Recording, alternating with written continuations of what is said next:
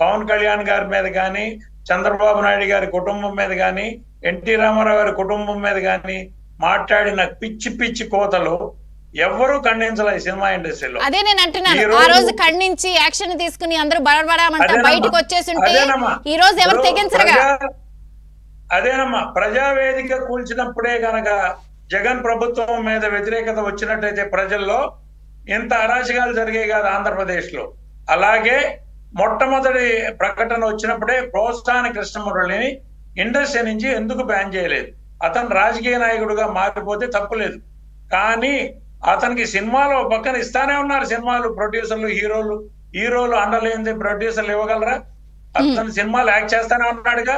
అతను నోటుకొచ్చినట్టు వాగాడు, దుర్భాషలు వాగాడు, వాళ్ళ నాయకుడి మెప్పు కోసం నోటుకొచ్చినట్టు పిచ్చి పిచ్చి కోతలు కూశాడు. అవన్నీ ప్రజలు విన్నారు. ఈ రోజుకి దాని మీద యాక్షన్ లేదు. అలాగే ఇప్పుడు కొండా సురేఖ్ గారు కూడా సమంత పేరు ఎత్తడం అనేది అంత నీచమైన కార్యక్రమం అని నేను చెప్తున్నాను. ఈ సినిమా ఇండస్ట్రీని ఇట్లా అవసరాలకు వాడుకుని వదిలేసే ఈ రాజకీయ నాయకుల్ని మొట్టమొదటి స్టేట్మెంట్లోనే కట్ చేయాలి.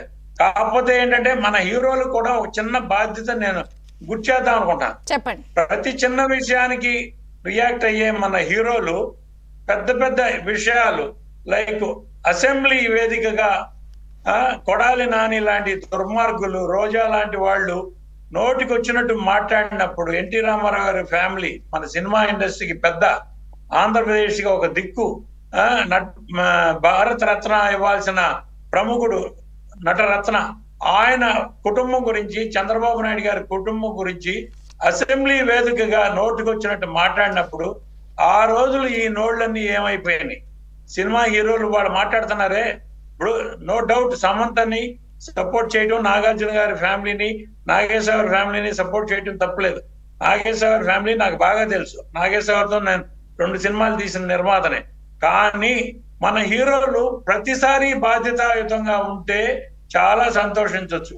ఇప్పుడు ఈ లడ్డు విషయం రియాక్ట్ అయ్యారు. నిన్న పవన్ కళ్యాణ్ వచ్చి అంత బహిరంగ సభ చెప్పి అంత అరిసి రియల్ హీరో అనిపించుకున్నాడు. దాని మీద ఒక్క హీరో అన్న రియాక్ట్ అయ్యారా? గత ప్రభుత్వంలో మన ఇదే హీరోలు అందరూ వెళ్ళి చేతులు కట్టుకుని ఆ సీఎం దగ్గర గేట్ దగ్గర నుంచి నడిచొచ్చి చూశారు. అదంతా మనం చూసాం.